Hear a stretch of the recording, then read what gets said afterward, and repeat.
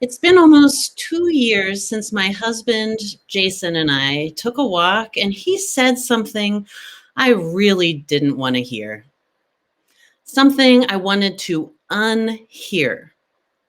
Something that deep down I knew would change the course of our lives. You see, my husband is a person of ruminations that take a long, long time, and they result in very deeply thought out conclusions. And sometimes it takes years, but when he lands on something, he really lands. So here's the context for this walk.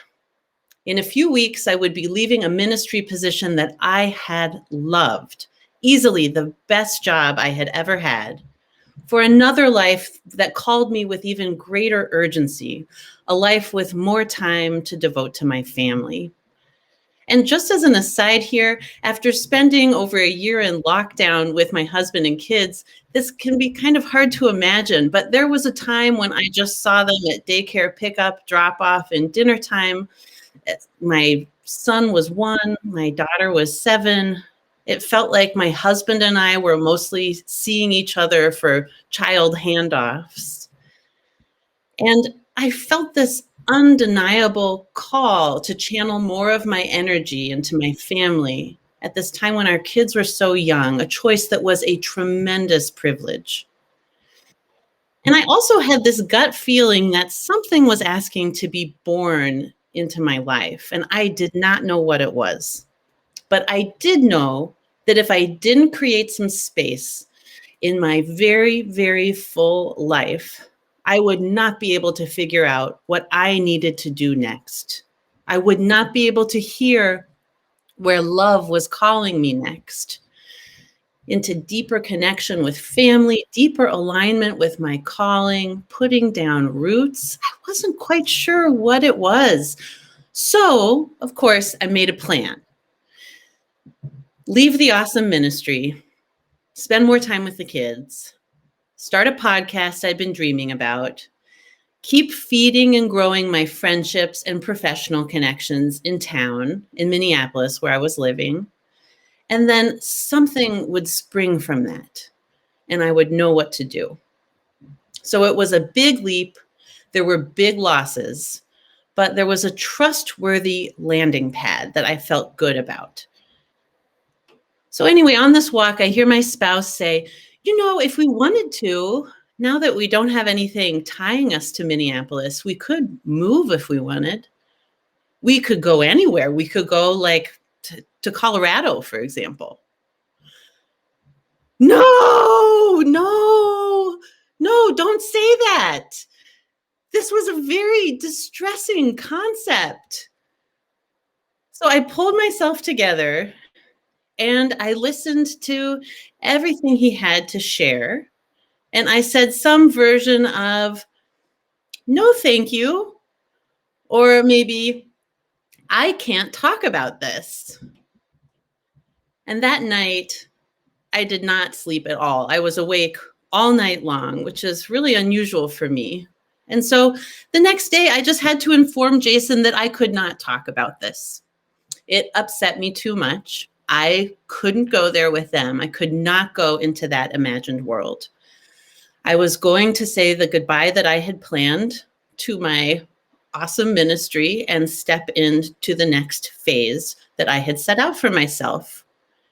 And why would I want to step off a cliff like this and start thinking of moving out of state when the thing that made the leap even conceivable in the first place was my safety nets that I had put up? And to this, Jason responded, I completely understand. I'm sorry that the conversation made you so upset. That wasn't my intention, and we do not have to talk about this until you're ready. And it's just an idea.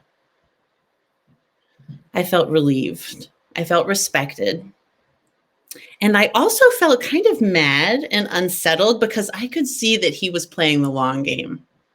And not in a cold and calculating way, but in a way like whatever we do has to be both of our wholehearted decisions or it won't work kind of a way. Damn it. So I took him at his word And I did not bring it up. I did not bring it up the rest of the spring. I did not bring it up all summer long. I did not bring it up that fall. I would not consent to imagine with him because it was too scary. We hear the word imagination and we often think of whimsy. We think of a joyful escape from the constraints of reality, a fantasy that brings us nothing but fun. But imagining can also be very frightening. It can ask us to set aside the safety of our denial, our routines, our plans for the future.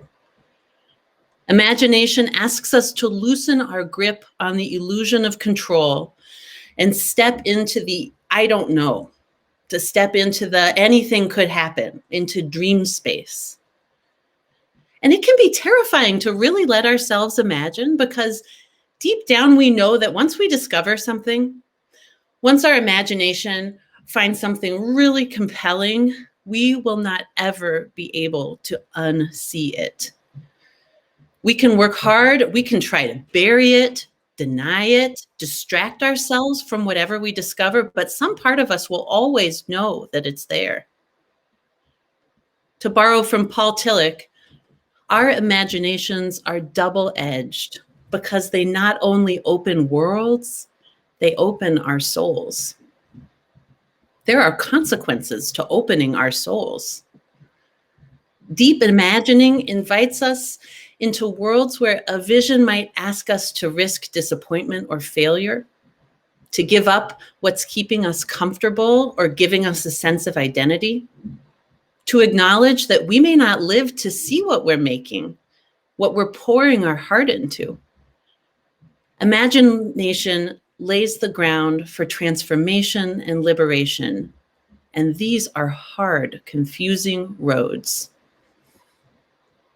And I don't know about you, but I'm pretty sure that some parts of my imagination have calcified during this pandemic, that they have atrophied during this time of social distancing. My world has gotten smaller after days and weeks in my home. Honestly, sometimes even making a plan to drive to the other side of town can feel like I'm stretching my imagination. Sometimes I wonder if I've actually regressed in some ways. How I imagine celebrating a birthday or what it looks like to connect with a friend. How I can imagine what a good day looks like or what a bad day looks like or what any day looks like right now. I had a birthday recently and it took a surprising amount of work to think of something besides a Zoom meeting where we're all interrupting each other trying to make small talk, and then we sing happy birthday out of sync, and then we end it with an abrupt pressing of leave meeting. Doink. It's over. And I will share that we ended up doing coffee and donuts and telling jokes over Zoom, and that was pretty cool. And then I went for a hike. But it took me a while to come up with that. As you can probably guess, since I'm coming to you live from Fort Collins, Colorado, Jason and I finally figured out how to make space to dream together. But it was nearly 6 months after I outlawed any conversation on the matter. It took place after the leaves had all fallen off the trees and snow covered the ground. And then we started talking, slowly, carefully. And as we let ourselves dream together into all the ways that this terrifying move would actually be a leap deeper into our strongest values and a leap deeper into our closest relationships and family networks. And even though it would mean heart-wrenching goodbyes, I also began to notice that not taking this leap was becoming harder to tolerate. That putting my energy against this change felt more psychically bothersome and misaligned than actually making those next steps into leaving. So despite my most desperate initial wishing to make this idea just go away, I said yes to a road trip into the unknown, with imagination and creativity up in the front seat with us, co-creating with us, and trusty old familiar fear also along for the ride. And this morning, this has me thinking about what kind of gesture this yes to the imagination looks like in our collective life, in our communities, in our country, through all of our webs of connection and relationship. What does it look like to imagine on that level? And I'm thinking of those birds in our Seymour story who knew they needed a change in their chaotic community. They knew another world was possible, one with more wisdom and less heartache. And so 30 of them dared to fly towards a mythical place halfway around the world, scared to death as they passed through places with names like bewilderment and annihilation, trusting that somehow the mysterious Seymour would know what to do. Our imagination puts us in direct relationship with the future, our future selves, our future society, and generations we'll never know. An us we haven't met yet, an us that will go on long after we die. And we're accountable to this future. We're co-creators of this future. And we do right by our shared future by opening to love again and again, even when it's terrifying.